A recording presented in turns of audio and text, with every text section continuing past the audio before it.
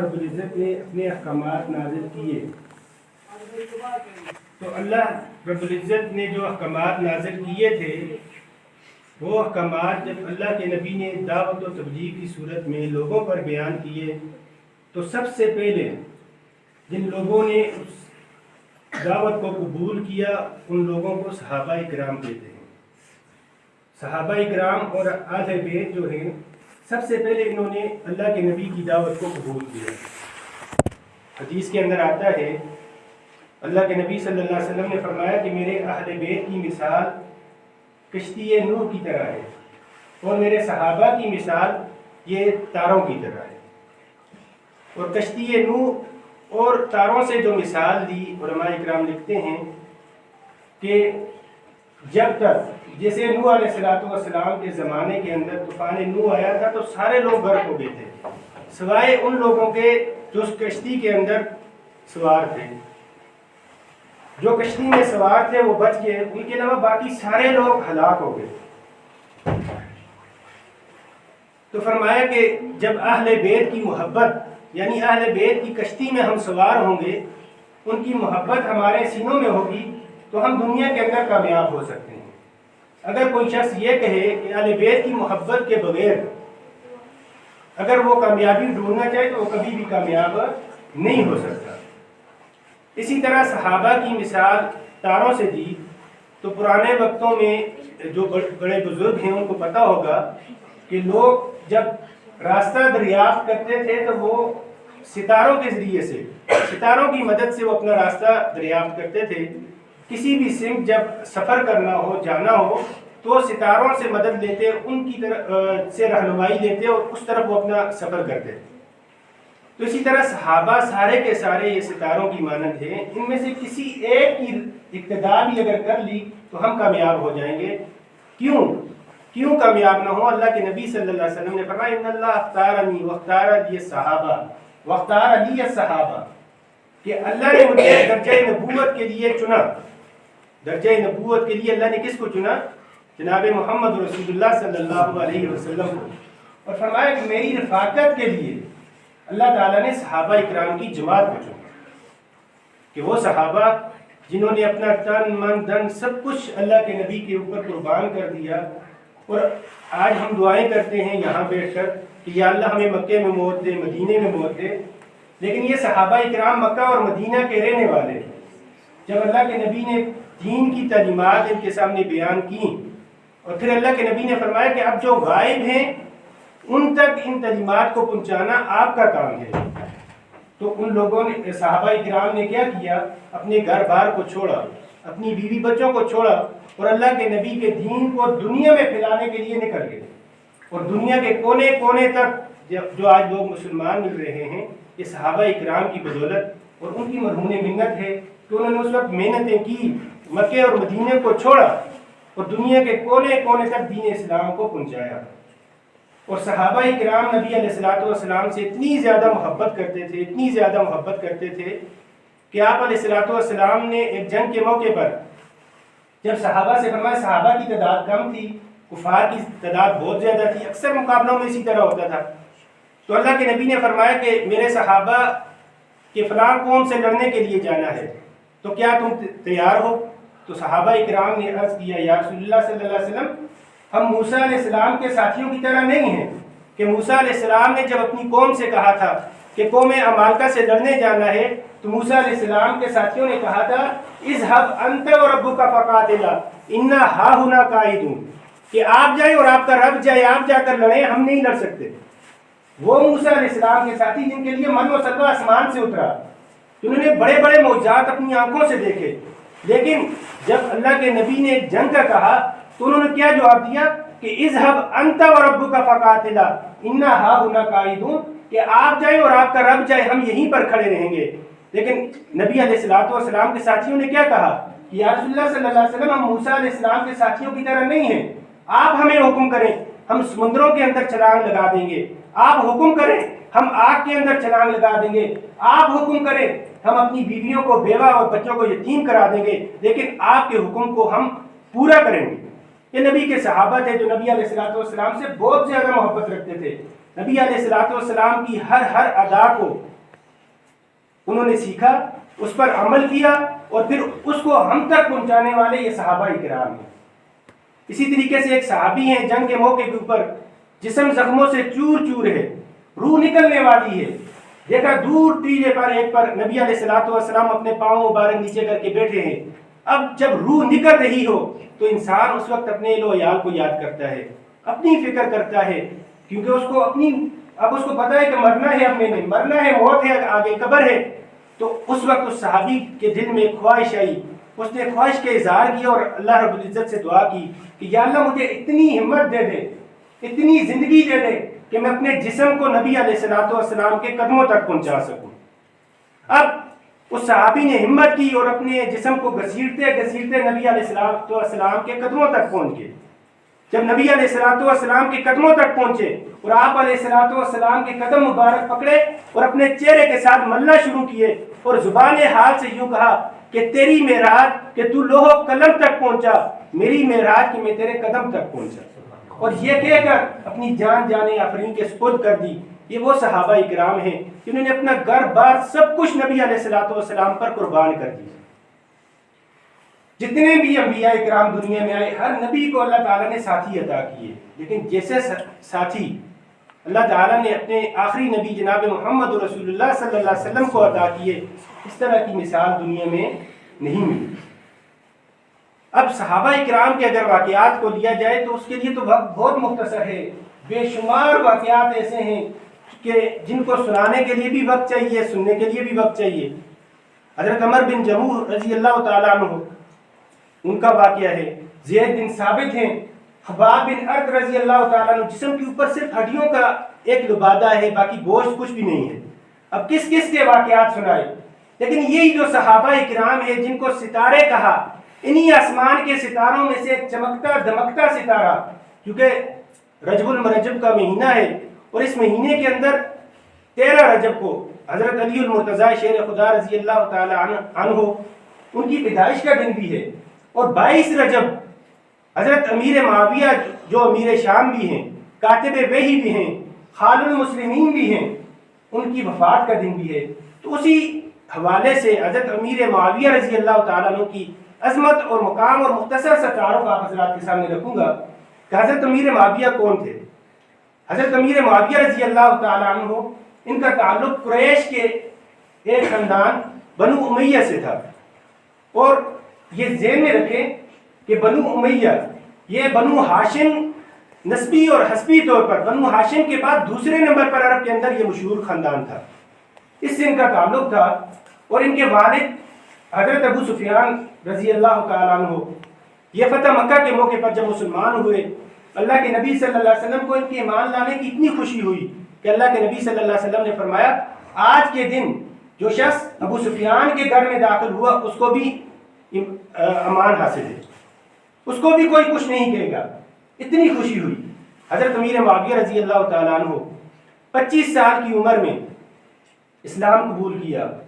نبی علیہ الصلوۃ والسلام کی بعثت سے 5 سال قبل تقریباً انہوں نے اسلام قبول کیا، اور اسلام قبول کرنے کے بعد دن رات نبی علیہ الصلوۃ والسلام کی خدمت میں رہے۔ حضرت امیر معاویہ رضی اللہ تعالیٰ عنہ جب سے اسلام قبول کیا اس کے بعد دن رات نبی علیہ الصلوۃ والسلام کی خدمت میں رہے۔ اور یاد رکھیں کہ مورخین لکھتے ہیں کہ 2 صحابی ایسے ہیں، ایک زید بن ثابت رضی اللہ تعالیٰ عنہ جنہوں نے سب سے زیادہ نبی علیہ الصلوۃ والسلام کے ساتھ وقت گزارا۔ کاتبین وحی 13 صحابہ تھے، ان 13 صحابہ میں سے 6 نمبر پر حضرت امیر معاویہ رضی اللہ تعالیٰ عنہ کا نمبر آتا ہے، لیکن ان 13 میں سے بھی 2 صحابہ ایسے ہیں، حضرت زید بن ثابت رضی اللہ تعالیٰ عنہ جنہوں نے سب سے زیادہ نبی علیہ الصلوۃ والسلام کے ساتھ خدمت میں وقت گزارا، اور دوسرے نمبر پر حضرت امیر معاویہ رضی اللہ تعالیٰ عنہ ہیں کہ جنہوں نے نبی علیہ الصلوۃ والسلام کے ساتھ بہت زیادہ وقت گزارا، دن رات آپ علیہ الصلوۃ والسلام کی خدمت میں رہتے۔ اب آپ اس سے اندازہ لگائیں کہ اللہ کے نبی صلی اللہ علیہ وسلم نے جو باہر بادشاہوں کو خطوط لکھے، 111 خطوط ٹوٹل لکھے اللہ کے نبی نے، اور نبی کا جو خط ہوتا ہے یاد رکھیں وہ بھی وحی ہوتی ہے، کیونکہ نبی اپنی طرف سے کوئی کام بھی نہیں کرتے بلکہ اللہ کے حکم سے ہر کام کرتے ہیں۔ تو بادشاہوں کے نام جو خط لکھے، جو اللہ کے نبی نے دعوت ان کو پہنچائی خطوط کے ذریعے سے، تو ان 111 خطوں میں سے 70 خط ایسے ہیں جو حضرت امیر معاویہ نے لکھے، اس لیے ان کو کاتب وحی بھی کہا جاتا ہے۔ حضرت امیر معاویہ رضی اللہ تعالیٰ عنہ وہ عظیم صحابی ہیں۔ ایک مرتبہ اللہ کے نبی صلی اللہ علیہ وسلم جا رہے تھے تو حضرت امیر معاویہ پیچھے پیچھے چل رہے ہیں۔ اللہ کے نبی صلی اللہ علیہ وسلم کو وضو کی حاجت ہوئی، پیچھے مڑ کے دیکھا تو حضرت امیر معاویہ پانی لے کر پیچھے پیچھے چل رہے ہیں۔ تو اللہ کے نبی صلی اللہ علیہ وسلم نے کو حضرت امیر معاویہ نے وضو کرایا، حضرت امیر معاویہ رضی اللہ تعالیٰ عنہ نے وضو کرایا۔ جب اللہ کے نبی کو وضو کرایا تو آپ صلی اللہ علیہ وسلم نے نگاہیں اٹھا کر حضرت امیر معاویہ رضی اللہ تعالیٰ عنہ کی طرف دیکھا اور فرمایا کہ اے معاویہ، تجھے اللہ حکومت دے گا، اپنی حکومت کے اندر انصاف کرنا، اپنی حکومت کے اندر انصاف کرنا۔ یہ دعا دی اللہ کے نبی نے۔ کعب اخبار یہ یہودیوں کے ایک بہت بڑے عالم تھے، بعد میں مسلمان ہو گئے۔ انہوں نے کہا کہ میں نے تورات کے اندر آخری نبی آخر الزمان کی نشانیاں دیکھی تھی، جن کو دیکھ کر پھر اللہ کے نبی کو دیکھ کر وہ مسلمان ہو گئے۔ تو انہوں نے کہا کہ جو نشانیاں تورات کے اندر تھیں وہ ساری کی ساری اللہ کے نبی کے اندر پائی جاتی ہیں۔ تو انہوں نے کہا کہ ان نشانیوں میں سے ایک نشانی نبی آخر الزمان کی یہ تھی فہجرتہ الی الطیبہ وملکہ الی الشام، کہ یہ جو نبی آخر الزمان ہوں گے یہ مدینہ منورہ کی طرف ہجرت کریں گے اور ان کی شام کے اندر ان کی حکومت ہوگی۔ تو میں آپ سے ایک سوال کرتا ہوں کہ اللہ کے نبی صلی اللہ علیہ وسلم کے دور کے اندر ہی شام فتح ہو گیا، لیکن شام کے اندر مسلمانوں کو مستحکم کس کے دور میں کیا گیا؟ مسلمان مستحکم کس کے دور میں ہوئے؟ حضرت امیر معاویہ رضی اللہ تعالیٰ عنہ کے دور میں۔ شام کے اندر حضرت امیر معاویہ رضی اللہ تعالیٰ عنہ کی جب حکومت آئی، وہ امیر بنے شام کے، تو اس وقت وہاں پر مسلمان متحد ہوئے، مستحکم ہوئے، مضبوط ہوئے اس وقت مسلمان۔ اسی طریقے سے حضرت امیر معاویہ رضی اللہ تعالیٰ عنہ یہ وہ عظیم صحابی ہیں کہ جو خود بھی صحابی، ان کے والد ابو سفیان بھی صحابی، ان کی والدہ ہند بھی صحابیہ، اور ان کے بھائی بھی صحابی، ان کی بہن وہ بھی صحابیہ حضرت ام حبیبہ رضی اللہ تعالیٰ عنہ۔ وہ صرف صحابیہ ہی نہیں بلکہ آپ صلی اللہ علیہ وسلم کی بیوی بھی ہیں اور اس امت کی ماں بھی ہیں۔ اس اعتبار سے حضرت معاویہ رضی اللہ تعالیٰ عنہ کو خال المسلمین کہا جاتا ہے کہ جب حضرت ام حبیبہ آپ صلی اللہ علیہ وسلم کی بیوی ہوئی تو مسلمانوں کی کیا ہو گئی؟ ماں ہو گئی۔ تو جب ماں ہوگی اور ماں کا بھائی کیا ہوتا ہے؟ ماموں۔ تو خال المسلمین ان کو کہا جاتا ہے، یہ ان کا لقب ہے۔ کاتب وحی بھی ان کا لقب ہے، خال المسلمین یہ بھی ان کا لقب ہے حضرت امیر معاویہ کا، کہ وہ تمام مسلمانوں کے خالو لگتے ہیں، کہ آپ صلی اللہ علیہ وسلم کے نکاح میں ان کی بہن حضرت ام حبیبہ موجود تھی۔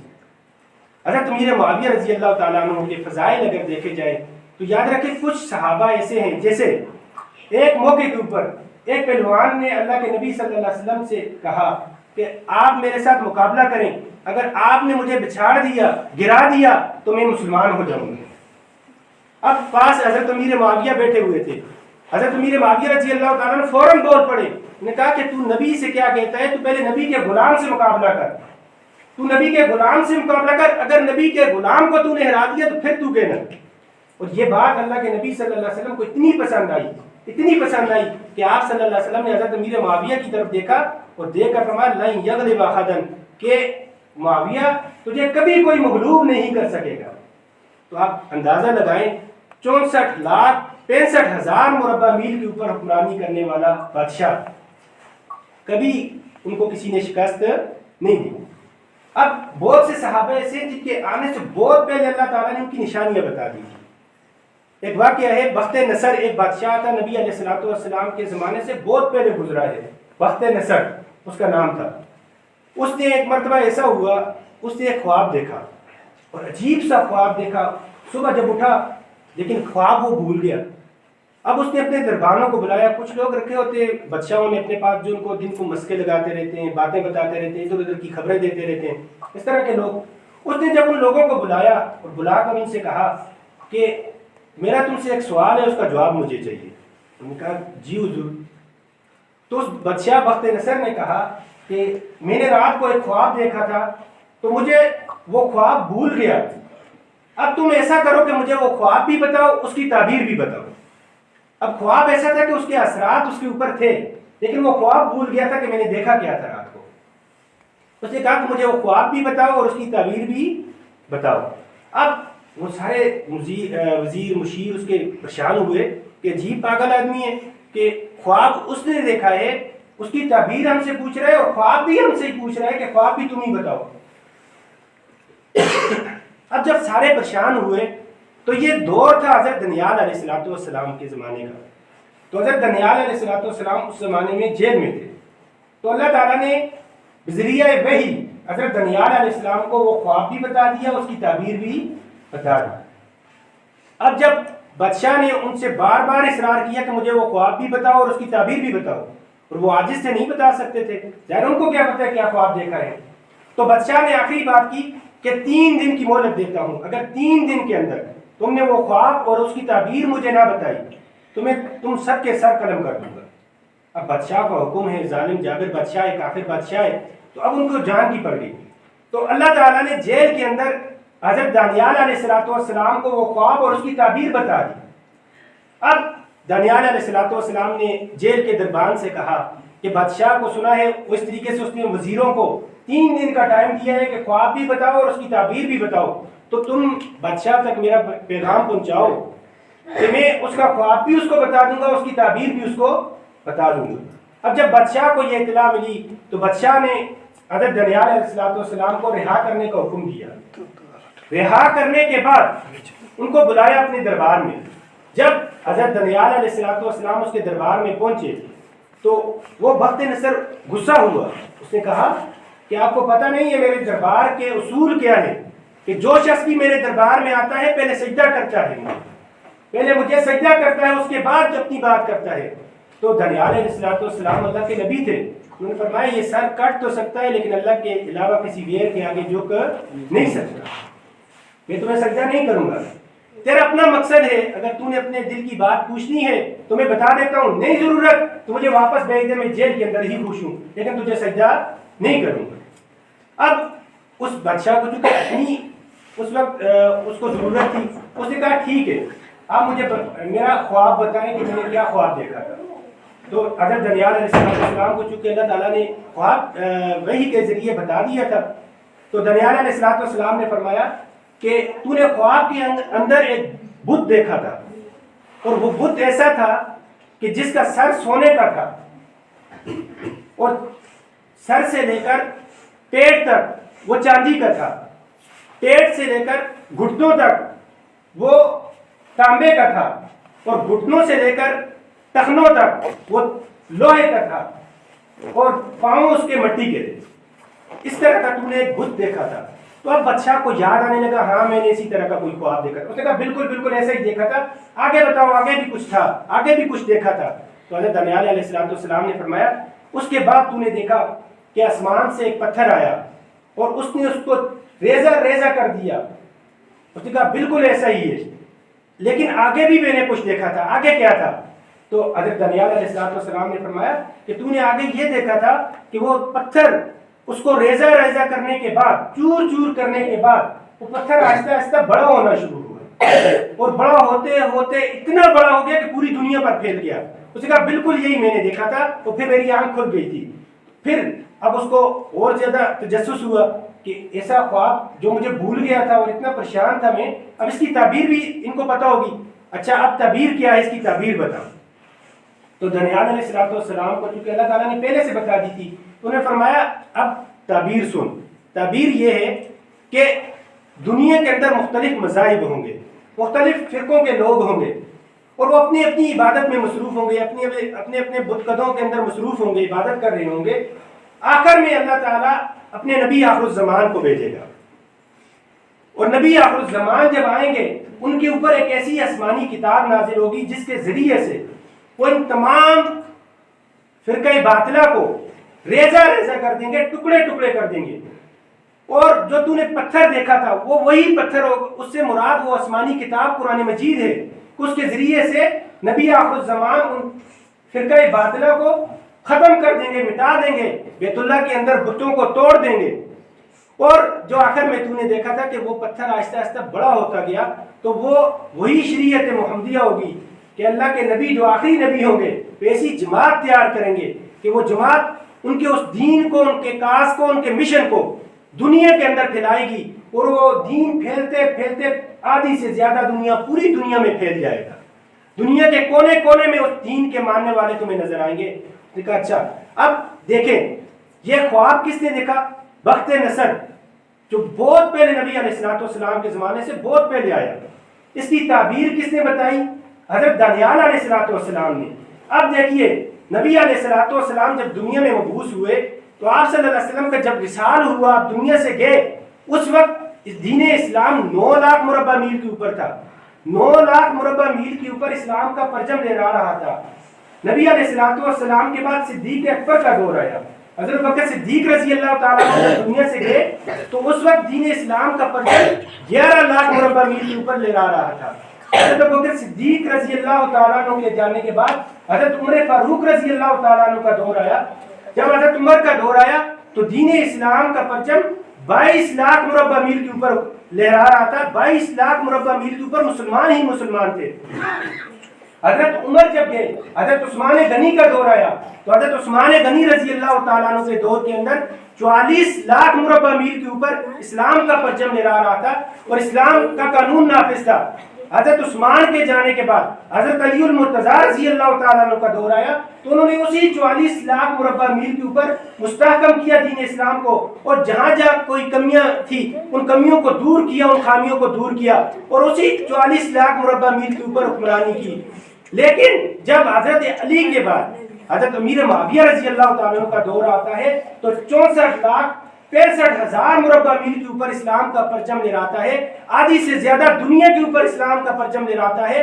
وہ خواب جس کو بخت نصر نے دیکھا، جس کی تعبیر حضرت دانیال نے بتائی، اس خواب کا عملی مظاہرہ اگر کسی کے دور میں دیکھنا ہو وہ امیر معاویہ رضی اللہ تعالیٰ عنہ کا دور ہے کہ حضرت امیر معاویہ رضی اللہ تعالیٰ عنہ وہ عظیم صحابی، وہ جلیل القدر صحابی، کہ ایک مرتبہ ان سے ایک یہودی نے سوال کیا کہ مجھے 4 ایسی چیزیں بتا دیں کہ جنہوں نے سانس بھی لیا اور وہ زندہ بھی رہی لیکن کسی ماں کے پیٹ سے وہ پیدا نہیں ہوئی۔ اگر ان 4 چیزوں کا جواب تم نے دے دیے، 4 نام بتا دیے مجھے تو میں اسلام لے آؤں گا۔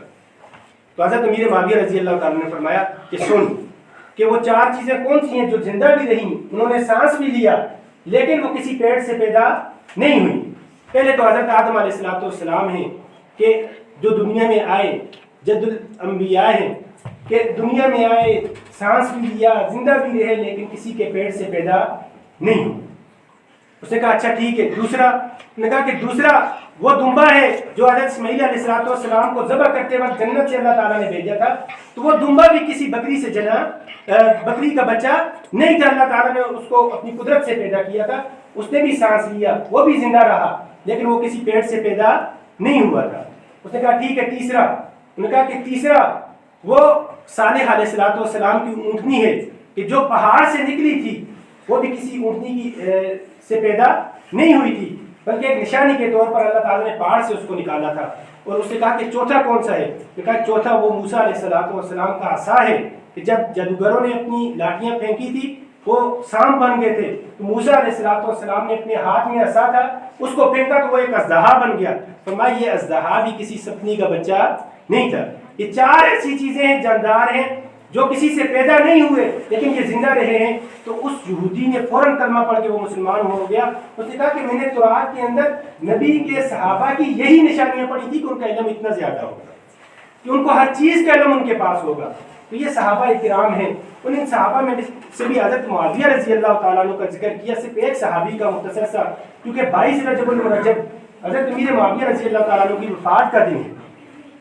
اور آج سب سے زیادہ ظلم و ستم یہ ہے کہ حضرت امیر معاویہ رضی اللہ تعالیٰ عنہ کی گستاخیاں، ان کی شان میں کمیاں یہ کی جاتی ہیں۔ اور وہ صحابی ایک موقع پر اللہ کے نبی صلی اللہ علیہ وسلم کے ساتھ سواری کے اوپر پیچھے بیٹھے ہوئے ہیں۔ اللہ کے نبی کے ساتھ جب ان کا سینہ لگا اور پیٹ لگا تو اللہ کے نبی صلی اللہ علیہ وسلم نے دعا دی کہ اللہ معاویہ کے پیٹ اور سینے کو علم سے بھر دے۔ وہ معاویہ کہ جس کے لیے اللہ کے نبی صلی اللہ علیہ وسلم نے فرمایا اللہم اجعلہ ہادیم مہدیم وہدی بہ، کہ اللہ اس معاویہ کو ہدایت یافتہ بنا، ہدایت کا ذریعہ بنا لوگوں کے لیے۔